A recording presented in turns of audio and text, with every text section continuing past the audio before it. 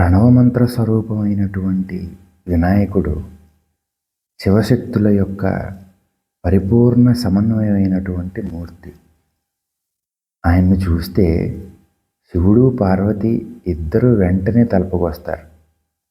ఆయన స్వరూపంలోనే కొన్ని విషయాలు గమనిస్తే అమ్మవారు గుర్తుకొచ్చేలాగా, మరికొన్ని విషయాలు గమనిస్తే అయ్యవారు శివుడు గుర్తుకొచ్చేలాగా, కొన్ని విషయాలు ఆయనకు మాత్రమే ప్రత్యేకమై ఉండే విధంగా ఆయన ఉంటాడు గణపతి. ఈ సంగతిని ఒక సంస్కృత కవి చాలా చక్కగా వర్ణించాడు. గజవదనం మనుజతనుం తుందిల మధ్యం ఫణీశ్వరాభరణం భాలే లోచనవంతం విధుమౌళిం నౌమి విఘ్నేశం. వినాయకుడి యొక్క ఉత్పత్తి కథ మనందరికీ తెలుసు. అమ్మవారు పార్వతీదేవి స్నానానికి వెళ్తూ ఆ పిండిని ఒక బాలుడిగా చేసి దానికి ప్రాణం పోస్తే ఏర్పడ్డాడు ఆయన.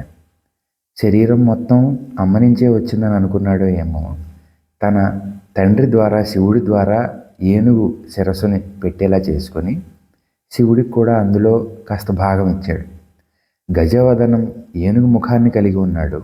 మనుజ తను మానవ దేహాన్ని కలిగి ఉన్నాడు. తుందిల మధ్యం పెద్ద బొజ్జ ఉదరాన్ని కలిగి ఉన్నాడు. అది తన యొక్క ప్రత్యేకత. అలాగే ఆ గణపతి ఎరుపు రంగులో ఉంటాడు. అమ్మవారు ఏ విధంగా అయితే అరుణాం కరుణాతరంగితాక్షిం అంటాం కదా అమ్మవారి గురించి, ఆవిడ ఏ విధంగా అయితే అరుణవర్ణంలో ఎరుపు రంగులో ఉంటుందో వినాయకుడు కూడా ఎరుపు రంగులోనే ఉంటాడు. అమ్మ రంగు కనుక ఎరుపు అంటే చాలా ఇష్టం గణపతికి. ఎరుపు రంగు వస్త్రాలు ధరిస్తాడు, ఎర్ర చందనాన్ని పూసుకుంటాడు, ఎరుపు రంగు పుష్పాలతో అర్చించబడతాడు. అంచేత ఈ రంగుని వస్త్రాలని చూస్తే అమ్మ గుర్తొస్తుంది. ఫణీశ్వరాభరణం నాన్నగారిని గుర్తు చేసే విధంగా పావులని ఆభరణాలుగా ధరించాడు. బాలే లోచనవంతం అమ్మని నాన్నని ఇద్దరిని గుర్తు చేసే విధంగానే నుదురు మీద బాల స్థానంలో మూడో కంటిని కలిగి ఉన్నాడు. విధుమౌలిం చంద్రవంకను కూడా ధరించాడు.